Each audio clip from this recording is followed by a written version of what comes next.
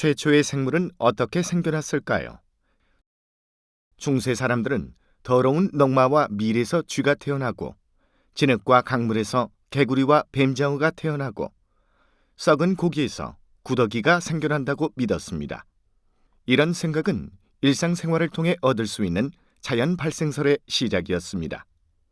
프랑스의 철학자이자 수학자, 생리학자인 데카르트는 모든 자연 현상은 움직이는 물질로서 설명이 가능하며 같은 맥락에서 썩어가는 물질에 열을 가하면 미세한 생물이 생길 수 있을 거라고 주장하였습니다. 또한 네덜란드 학자 반 헬몬트는 버드나무와 흙의 무게를 잰 후 물만 주며 버드나무를 5년간 길렀고 그 결과 흙의 무게는 거의 변화가 없었으나 버드나무는 몇 배가 넘는 질량의 변화가 있었습니다.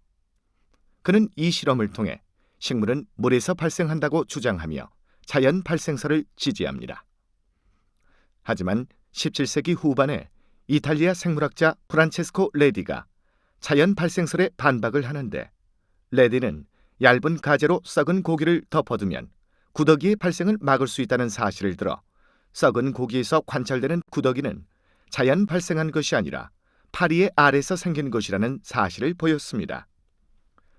그러나 네덜란드 과학자 안톤 반 레벤후크가 현미경을 통해 미생물을 발견하므로 간단한 미생물들은 저절로 생기지 않을까라는 의문이 명쾌하게 해결되지 않은 채 19세기 프랑스에서 푸쉐와 파스테르가 각각 이 문제에 대한 서로 다른 결과를 발표하며 정면으로 충돌하게 됩니다.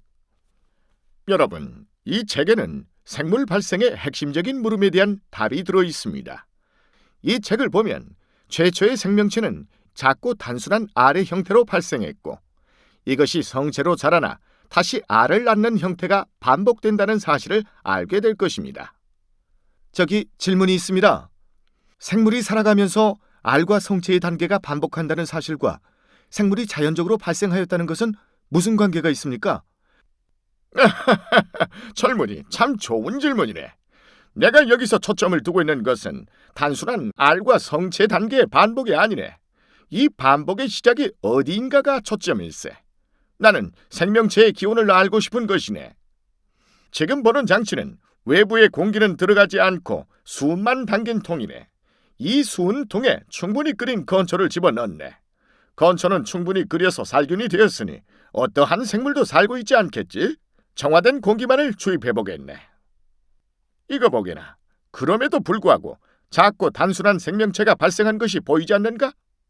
생명체를 이루는 구성 성분이 적절하게 배열되면서 장기를 형성하고 이 장기가 모여 하나의 개체가 만들어질 수 있는 조건이 주어진다면 생명체가 저절로 나타날 수 있는 것이네.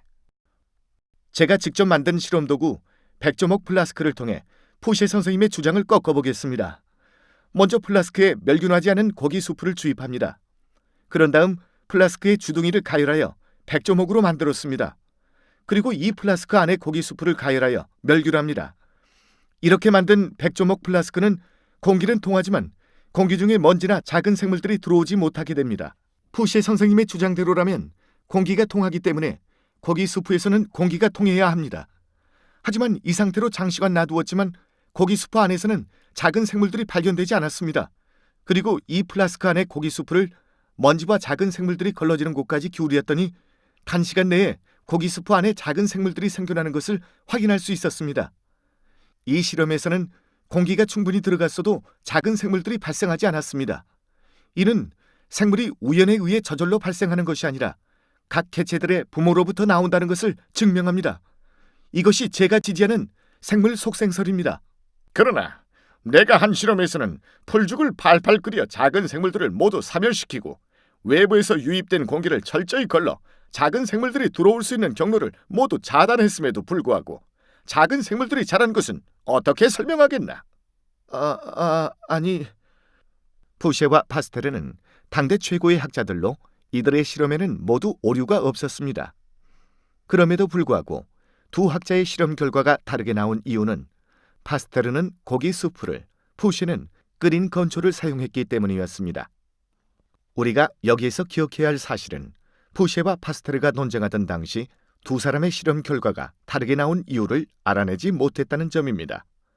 두 사람 모두 철저하게 외부 생물의 유입을 차단했음에도 불구하고 푸시의 실험에서는 미생물이 자라났고 반면 파스테르의 실험에서는 미생물이 생겨나지 않았습니다. 따라서 푸시와 파스테르의 실험을 통해서는 자연 발생설이나 생물 속생설을 명백히 파헤칠 수 없었습니다. 하지만 그럼에도 불구하고 당시 프랑스 사회에서 푸시와 파스테르의 논쟁에서 파스테르의 손을 들어주었습니다. 그리고 우리가 현재 배우는 대부분의 생물학 교과서에 파스테르의 백조목 플라스크 실험을 통해 미생물의 자연 발생설을 명쾌하게 반박할 수 있었다고 기술되어 있습니다. 과연 그 이유는 무엇일까요?